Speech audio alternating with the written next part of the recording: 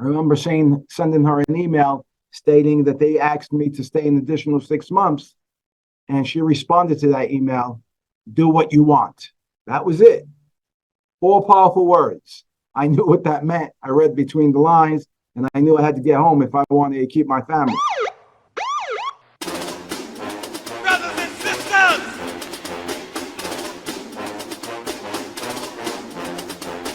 Brothers and sisters! I don't know what this world is coming to. You're listening to the Black and Blue Podcast, a discussion and celebration of the roles of African Americans and other minorities in U.S. law enforcement. Your host on the Black and Blue Podcast is Dale Peters, a law enforcement professional with over 20 years experience in the business. Hop on board this Black and Blue train of interviews, current events, and pop culture conversations. So get ready. The Black and Blue Podcast is coming at you right now. What up, Black and Blue fan? Welcome to the latest edition of the Black and Blue Podcast, where we celebrate diversity in U.S. law enforcement. Y'all know me. My name is Dale, and I'm the host. Thank you for tuning in for this episode, because I got a real good one for you today. But before I introduce today's guest, let me ask you, please click those like, subscribe, and bell icons right down here on my YouTube channel. And if you listen to me on your favorite podcast platform, make sure you rate the Black and Blue Podcast 5 stars.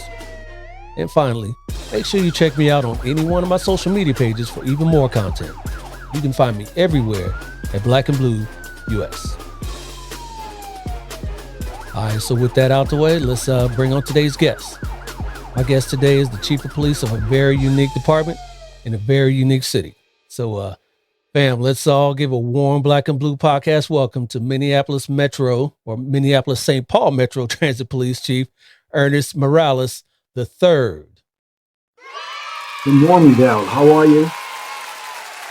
Excellent. How you doing, sir? I'm doing well, thank you. Good to see you today. Good to see you as well. All right.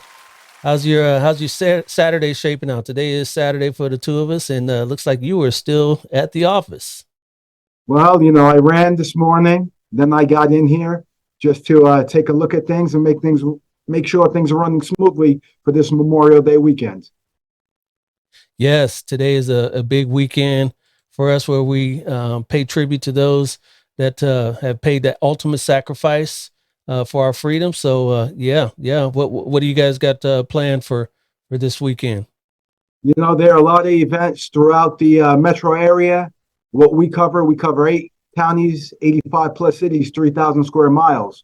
So we just have to make sure that when families are out there having fun, that they're safe doing it and utilizing our transportation system. Okay. All right. Well, good luck to all you guys in that endeavor. And yeah, you were in the Minnesota area, but I'm detecting not a Minnesota accent on you. Where are you from originally? I'm from New York. I grew up in New York. How could I tell that? Yes. I grew up in the Lower East Side of New York back in the 1980s during the crack epidemic. As a matter of fact, I grew up in a single family home in the projects to a mom who was a little abusive, addicted on drugs. Yeah, it was a rough childhood. But nevertheless, I persevered. I made it out. I was lucky.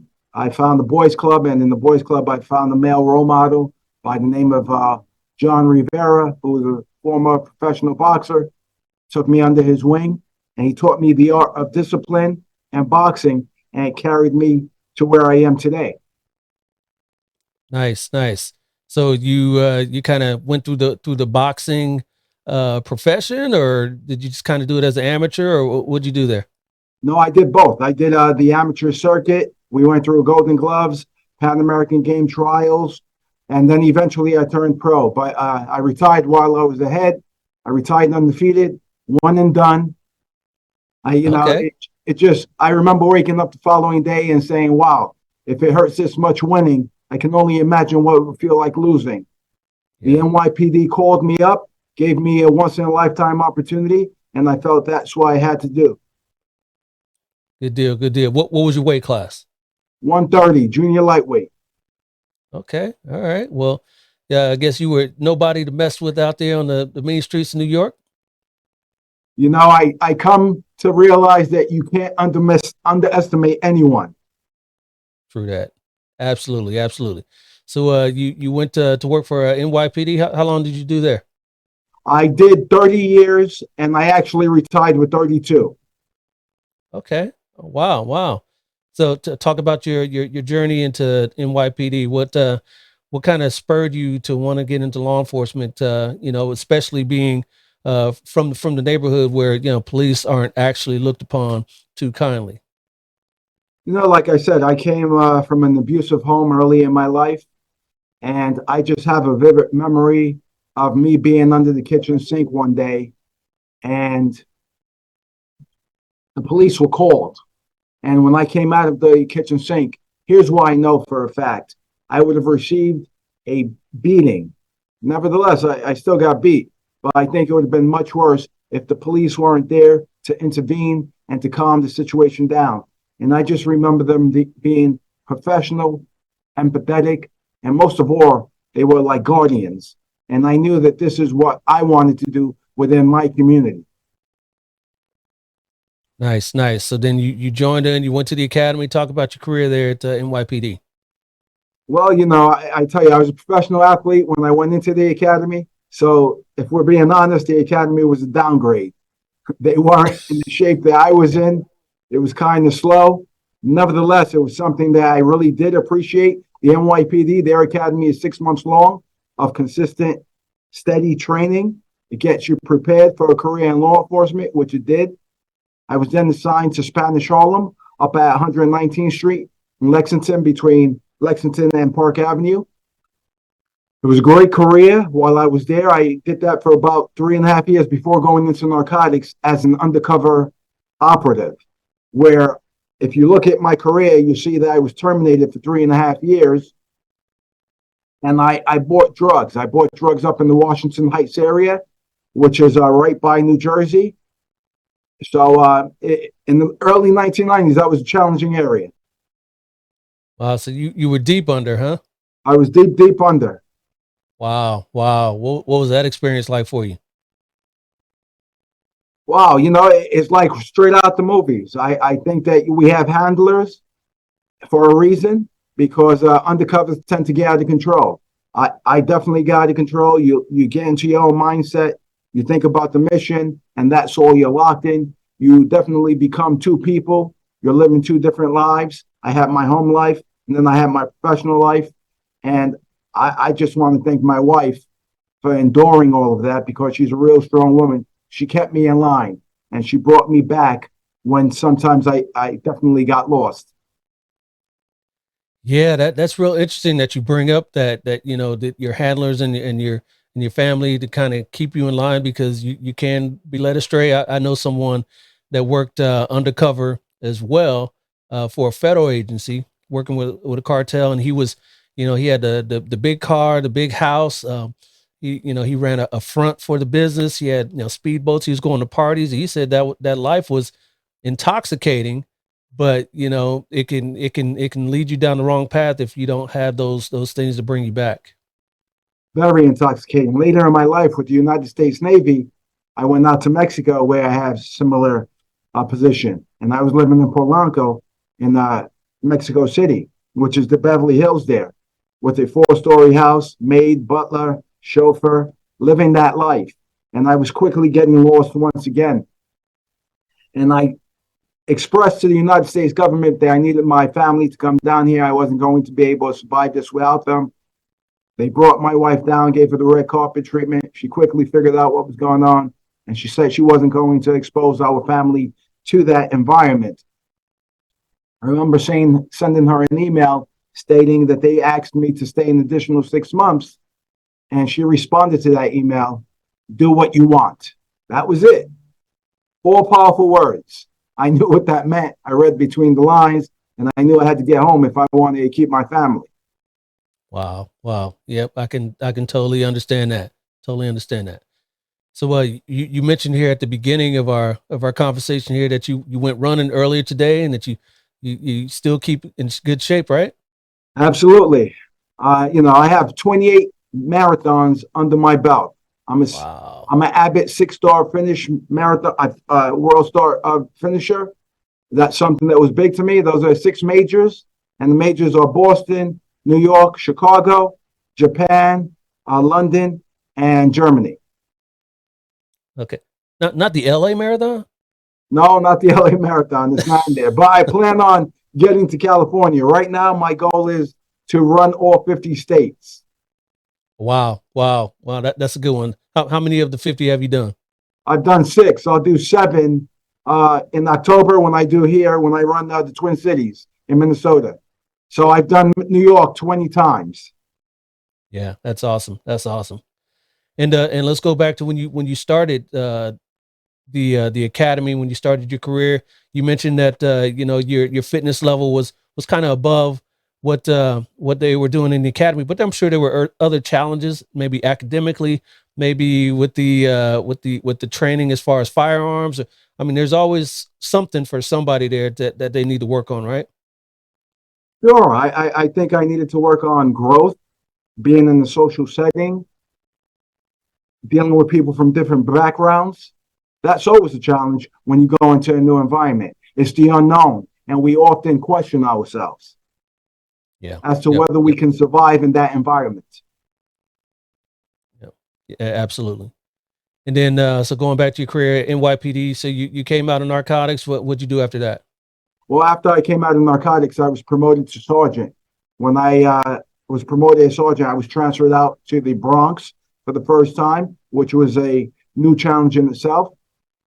Nevertheless, it was a hard transition. It took me about 2 years before I felt comfortable with the responsibility of supervising individuals. And I say that because we're human, we're given great responsibility, especially when it comes to supervising individuals. Nobody ever wants to be disliked. You want to be liked in doing your job. However, it's the most important position, that first line supervision. Unequivocally, without a doubt, in my estimation, with 34 years in law enforcement, I can tell you that when you look at any tragic incident across America, it all comes down to that first line of supervision. The police officers know the individuals who are causing problems, but they tend to sit back and not say anything because they feel like it's not their responsibility, it's the responsibility of the supervisors. Now, supervisors tend to recognize this behavior, but don't often correct it. And that's what we need to focus on. And that begins on the top and it works itself down. Absolutely, absolutely. Yep, Sergeant, that first line supervisor, where you're working closely with the troops, and you can kind of see what they're doing on a daily basis, and you have great influence on how their careers shape out if you take things and nip it in the bud when you see things that aren't going right, and their evals and all that sort of stuff, right? Absolutely. All of that is important, especially the performance evaluations, because if you fail to document what's going on, it can come back and haunt you when you try to take action after the fact, and there isn't a history of disciplinary action. Yeah, yep. What would you learn as a sergeant there, as far as your leadership style? My leadership style is, I'm a servant leader. I won't ask you to do something I'm not willing to do myself. I'm going to walk the walk and talk the talk. I'm going to get out there and do it myself because I want to keep my finger on the pulse. One thing I don't appreciate is supervisors who are desk jockeys. You've been removed from the field for 10 to 15 years. You're making policy based on something that happened a decade or so ago, and you have no idea what this generation of police officers are going through. So it's important to go out there so at least you have an idea. It would be insulting of me to say that I can absolutely relate to what a police officer goes through today by only spending a day or two or an hour or two out in the field when they're spending 10 hours a day or more. Yeah, absolutely. But so long as you get out there and you get a feel and so when you go out, are you actually handling calls, Chief? I wouldn't say I'm handling calls. What I would say is I'm going through the routes. I'm getting on the trains. I'm getting on the buses. I'm going through the same routes with them. And that's for a variety of reasons.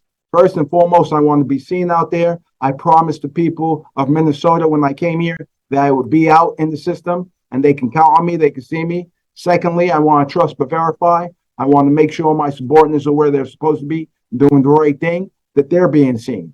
And third, and most importantly, as I stated, I walk that walk and talk that talk. So I'm not going to ask them to do something I'm not willing to do myself. So if they see me do it, hopefully they'll emulate that model. Yeah. Yep. Agreed. So let's talk about your new role over here in Minneapolis. You did your time over there in New York, and then how did this opportunity come about? So after I retired from the NYPD with 30 years, and I still had time on the book, so I was rolling that, I was offered the first deputy police commissioner position in the city of Mount Vernon. It's a city right outside of New York City.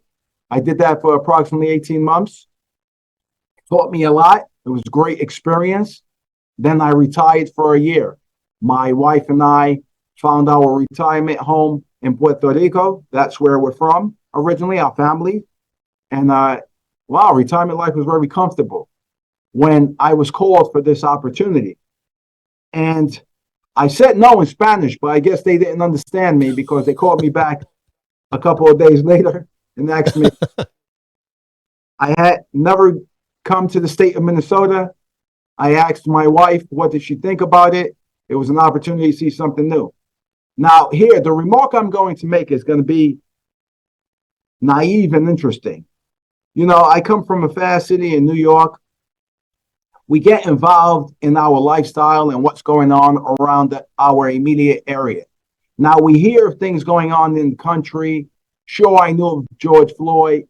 I knew of Philando Castillo. I knew of Dante Wright.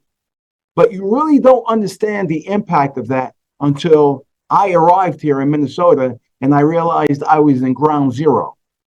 Now, as a change agent, I knew that we could reimagine policing and that myself, through the collaboration of our law enforcement partners, could reimagine policing and get that trust back here in Minnesota. Because when these incidences took place, the world was watching Minnesota. Yes. So I want to be part of a winning team, and I want to lead the charge. Yeah, that's right. I didn't realize, I didn't remember that Castillo was there in that area as well, right? So you had George Floyd and that as well. So you weren't there during either of those incidents, especially during George Floyd, were you? I was not. I came here 15 months ago. I'm new to the area. I'm a single married man. That's not only my tax bracket. That means that I came here myself. Well, my wife originally came here and settled in with me. She went back to the East Coast where I'm dating my wife now. It's great. Wow. Yeah. So then, how did all that affect your department as far as operations and recruitment and all those sorts of things? Great question, and thank you, because I believe that this is a challenge across America. Mass exodus. Yeah. We're down 38%. We're down 66 officers. We should be at 171. We're at approximately 105 right now. And that's a big hardship. There was, because of COVID, because of the George Floyd incident, we lost a lot of human bodies, a lot of presence, and societal issues just took over. It's going across America as well with the fentanyl problems. So transit is a small window of the larger societal issues that we're seeing.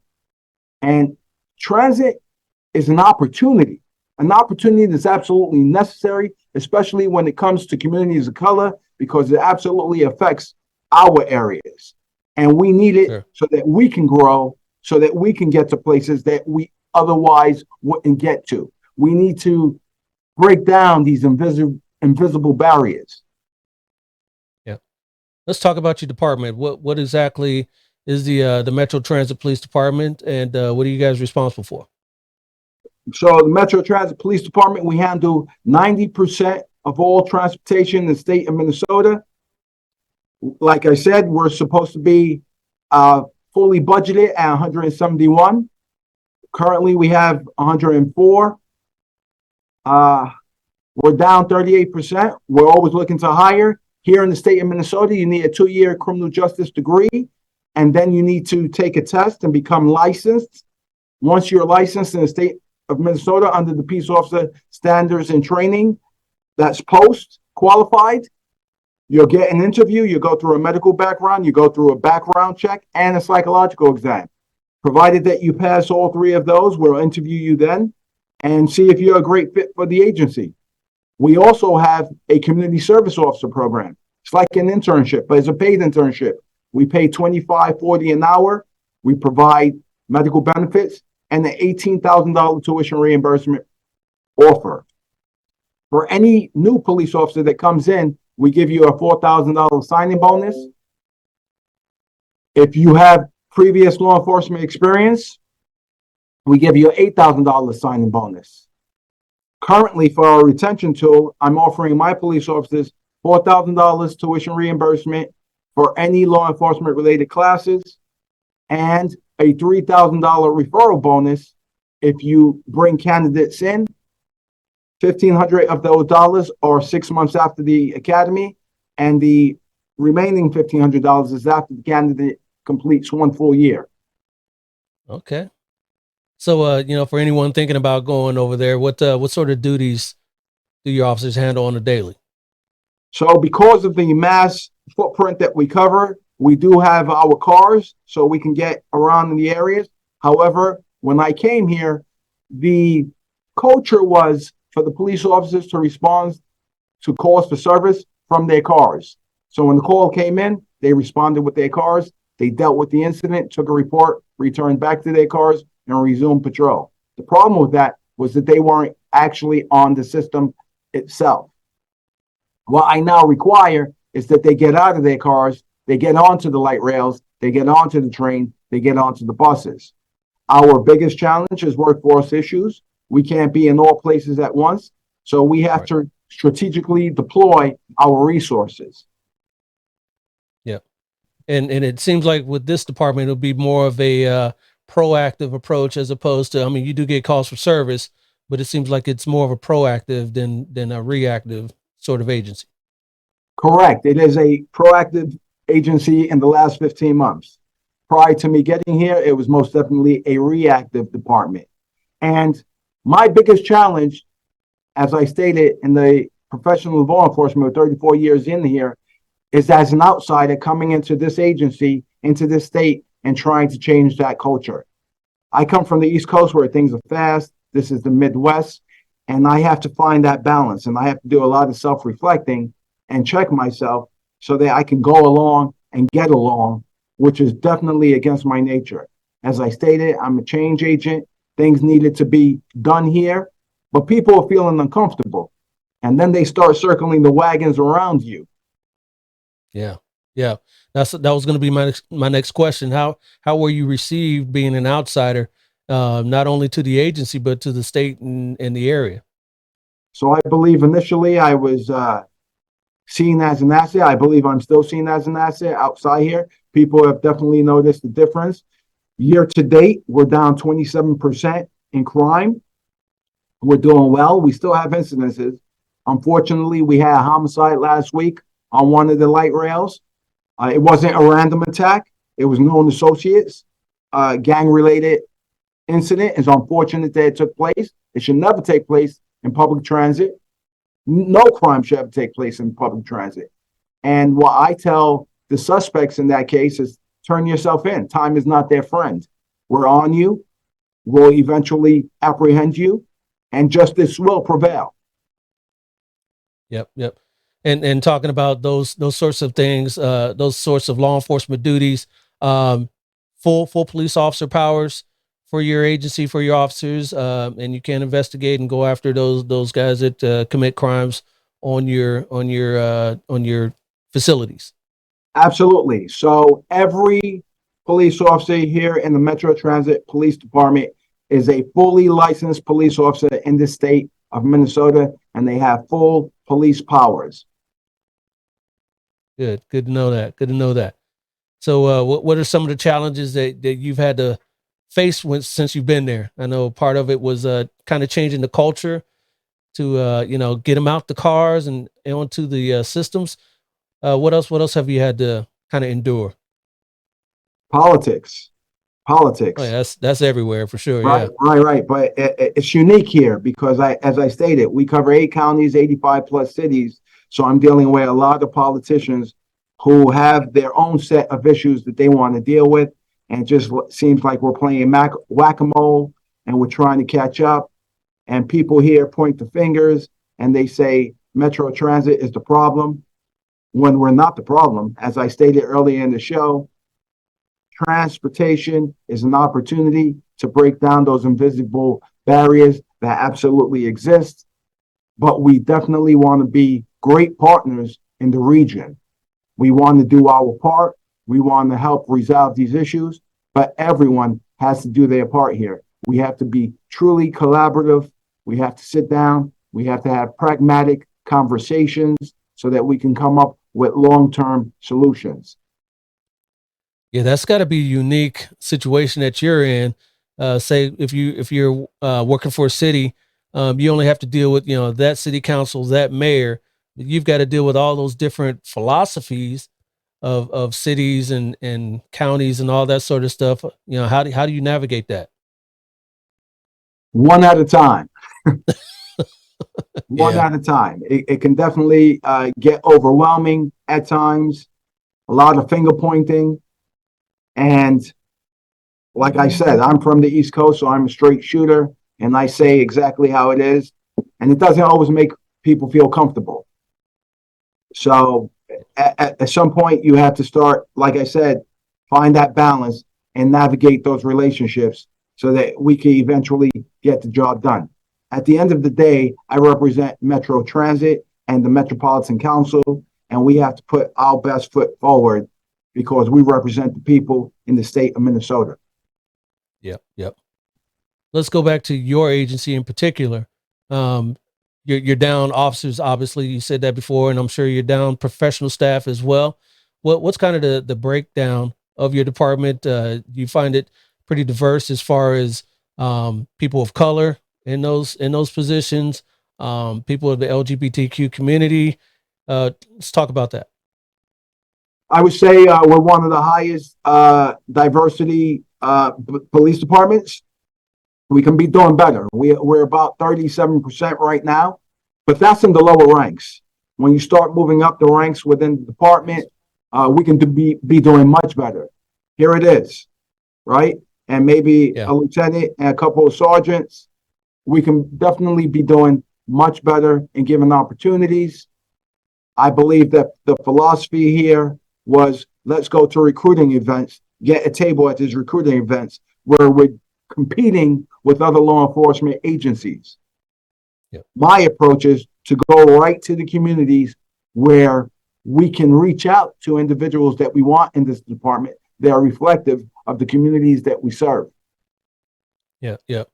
How do you find when you're talking about recruiting, and whether it be at recruiting events or within the community, do people look at have they heard of Metro Transit PD? Have they do you kind of have to educate them on what you guys do and all that sort of stuff?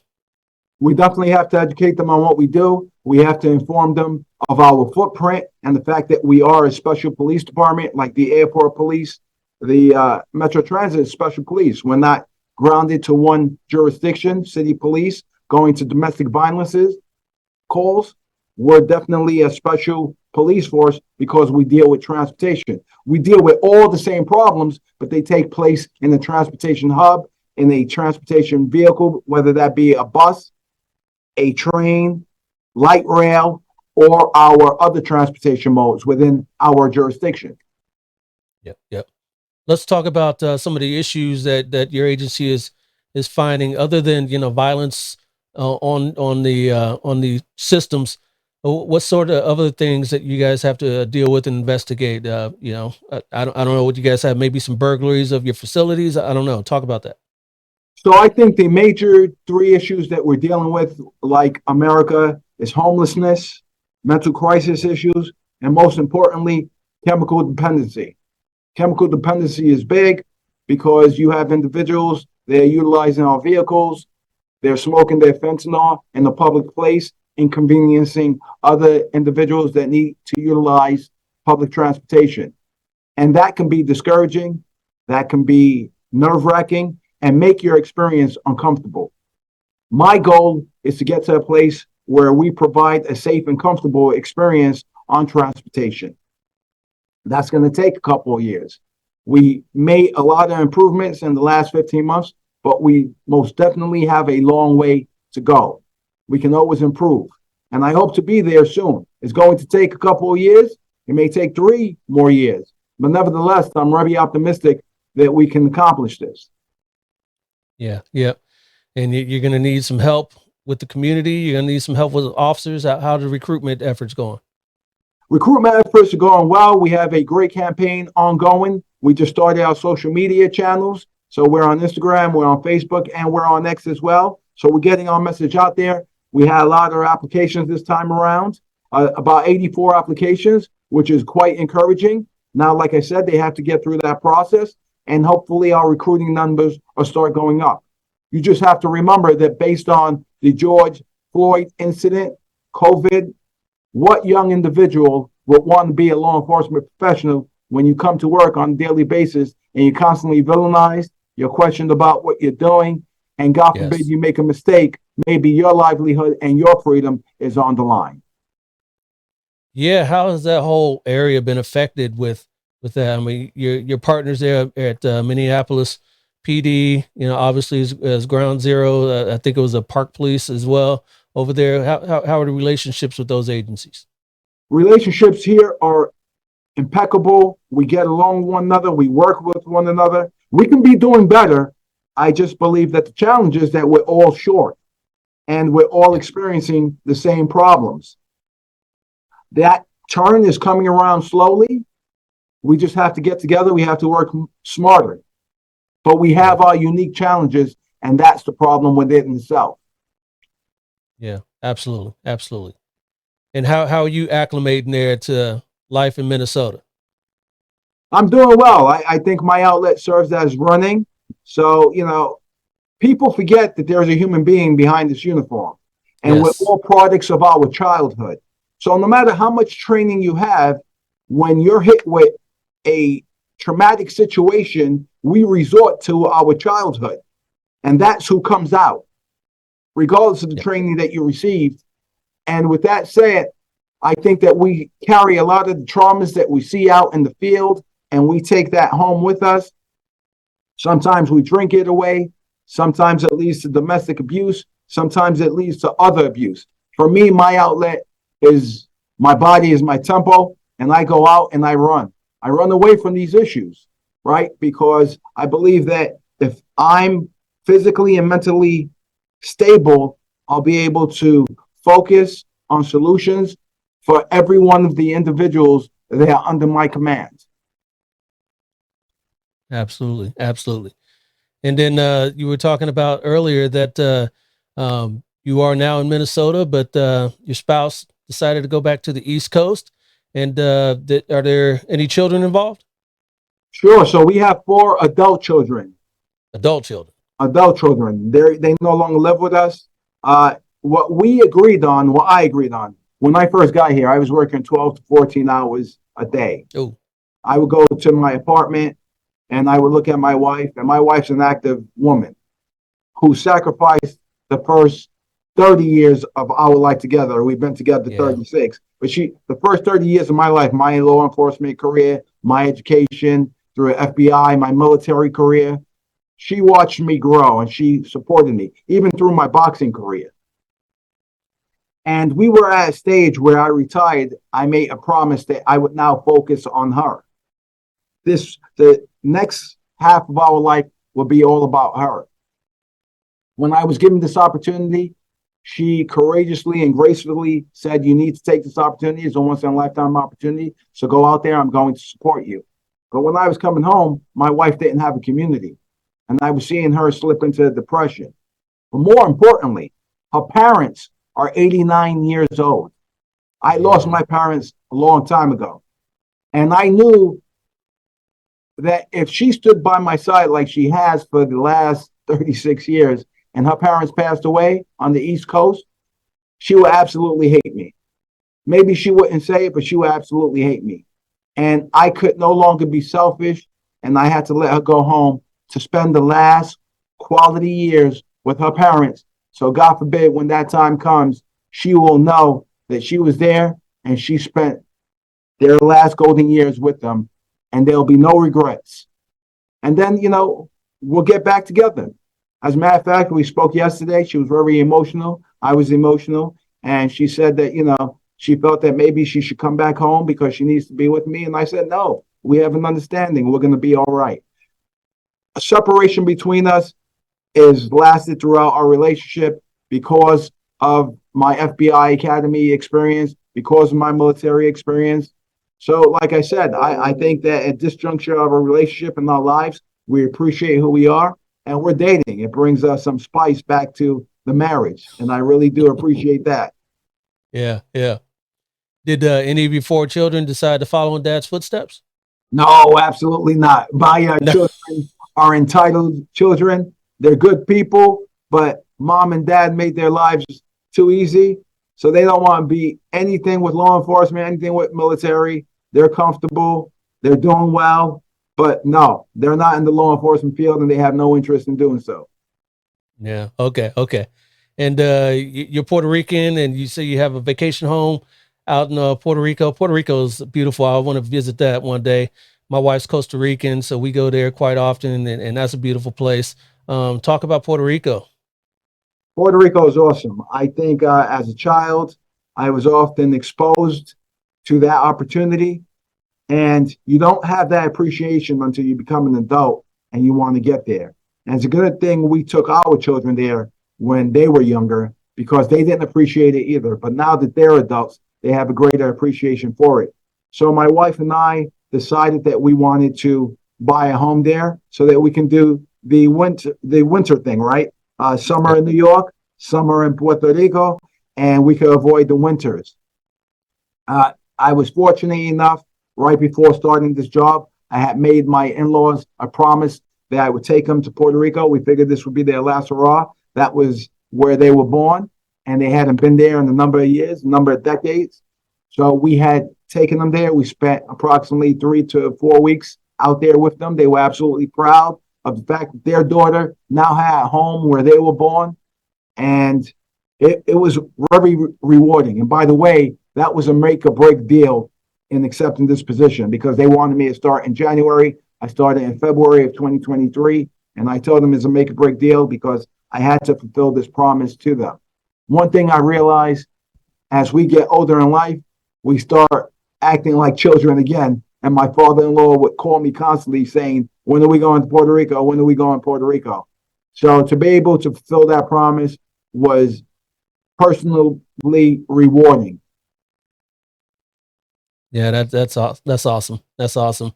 And so you were one day will be retiring, I'm sure, and possibly going to finish out your days out there in Puerto Rico as well.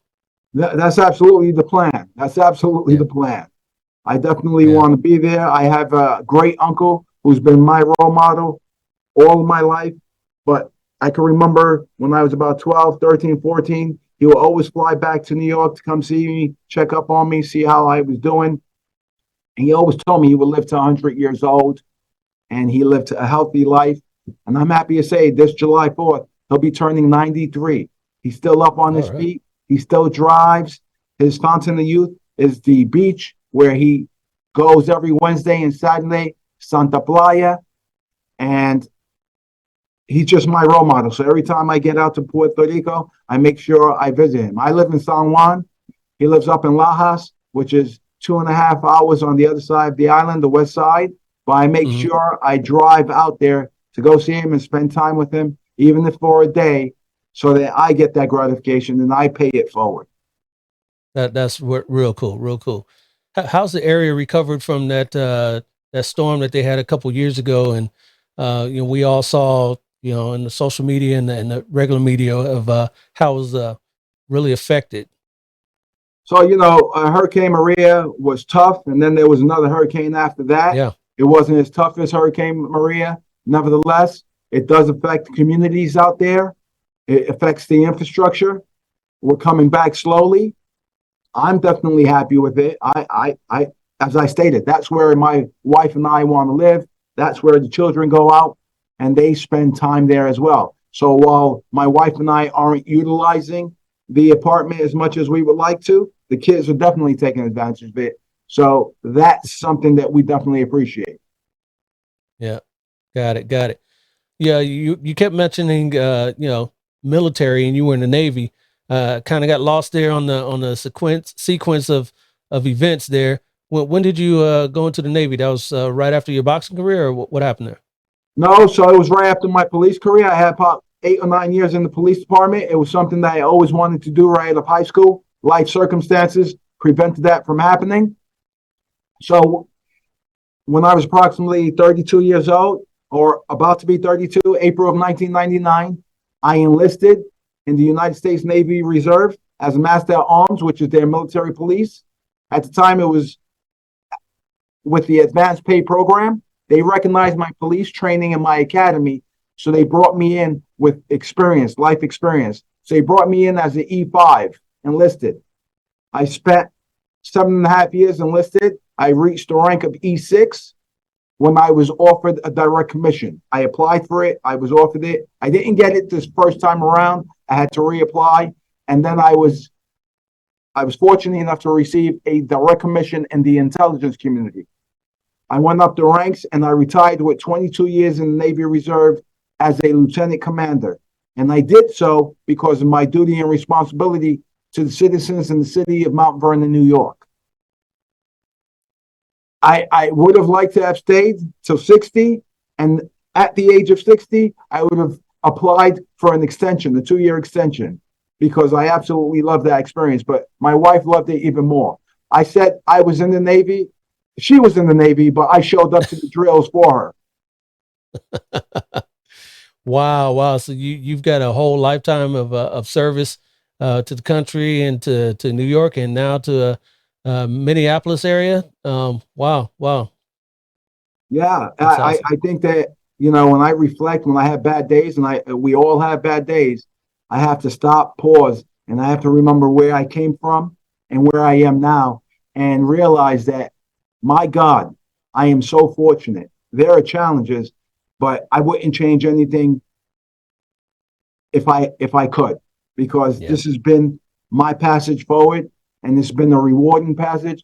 But more importantly, I would say that if you work hard, you have an opportunity here. It's not going to be easy. I've taken my hits, and I'm not going to say that there isn't systemic racism. There absolutely is.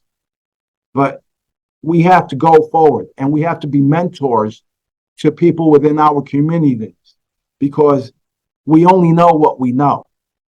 And if you don't expose them to information, and you aren't a positive role model who shows them the way, we actually have to hold their hand and lead them on that path, because confidence and education is absolutely important to success. Yeah, absolutely. And you were talking about earlier about the ranks there at your department. Is you, and you said maybe a lieutenant of people of color there. What sort of steps are you taking to kind of change that? Are you guys doing some sort of mentorship programs? Are you kind of doing something where people can apply or work under someone so they can kind of take on those roles? So what I'm doing now is we're actually looking at options. I just brought in a leadership training consultant. He's training my first line supervisors, my sergeants. I made sure that the captains and lieutenants also had this training. We didn't necessarily have leadership training in this department, and that was really disappointing. So I implemented that philosophy. I also go around and I speak to the supervisors. I mentor them myself. More importantly, the challenge that I'm having right now is because I do have that shortage of six police officers. I can't promote. I want to recruit those officers so that I can give growth opportunities, so that we can start promoting up the ranks. And more importantly, within units in our departments, give those officers those opportunities on federal task forces and investigative divisions. So they feel that they have these opportunities. And more importantly, our officers and community see us within our communities. Yep. Because if you don't see us in those positions, why would anyone want to be a part of your organization, right? Absolutely, 100%. Yeah. But it takes time.